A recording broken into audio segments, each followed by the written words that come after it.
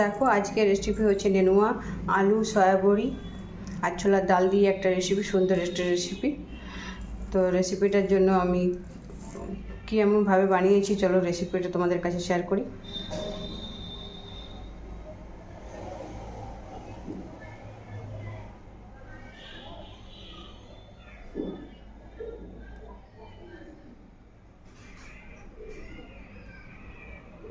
Friends, সবথেকে প্রথমে পুচকি kitchen থেকে তোমাদের সকলকে জানাই স্বাগত।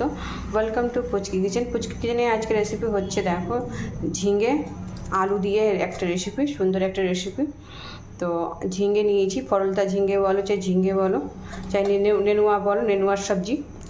তো নেনুয়া পরলতা ঝিঙে কেটে নিয়েছি, আলু আর ফোড়নে দেওয়ার জন্য পেঁয়াজ কুচি আর শুকনো লঙ্কা, সঙ্গে সাথে দেওয়ার জন্য ভেজে রাখা বড়ি।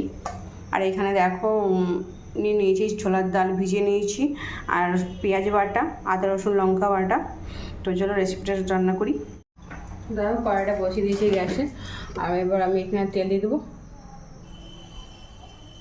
তেল, শুকনো লঙ্কা আর একটা তেজপাতা দু টুকরো করে দিয়ে দিয়েছি। এবার পেঁয়াজ কুচি দিয়ে দেবো।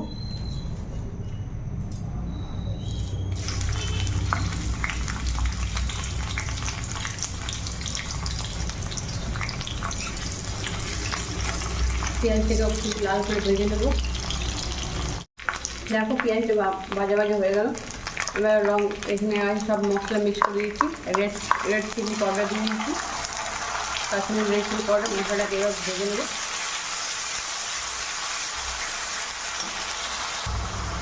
এখন মশলাটাকে ভালো করে কষিয়ে নেব।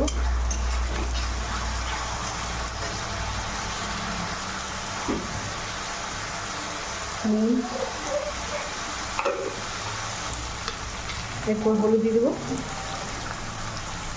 হলুদ দিয়ে মশলাটাকে ভালো করে কষিয়ে নেব। দেখো মশলাটা কষানো হয়ে গেছে, এবার ভিজিয়ে রাখা ছোলার ডাল দিয়ে দেবো।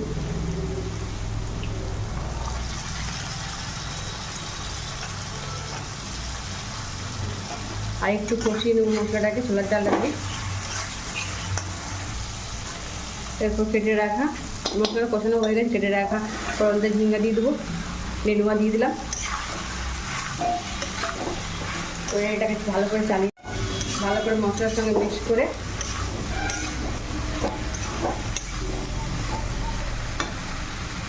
ঢাকা দিয়ে সেদ্ধ হতে দেবো।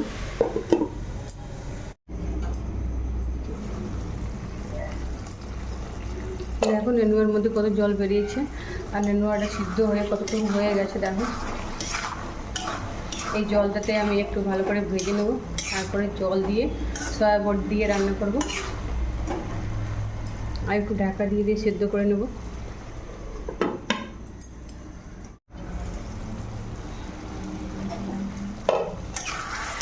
দেখো জলটা অনেকটা শুকনো হয়ে যাচ্ছে। এবার ভেজে রাখা বড়ি দিয়ে দেবো।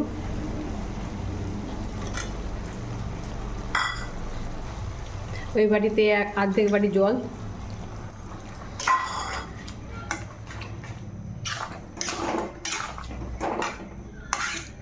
এবার টমেটো কুচি দিয়ে দেবো।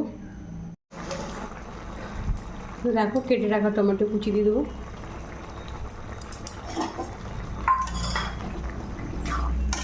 এটাকে ফুটিয়ে নেব, ফুটিয়ে তারপর নামিয়ে দেবো।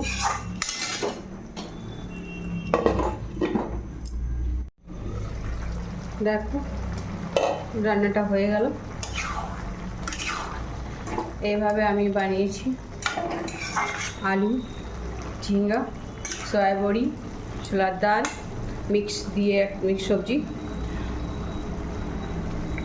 আশা করি তোমাদেরকে ভালো লেগেছে। ধন্যবাদ।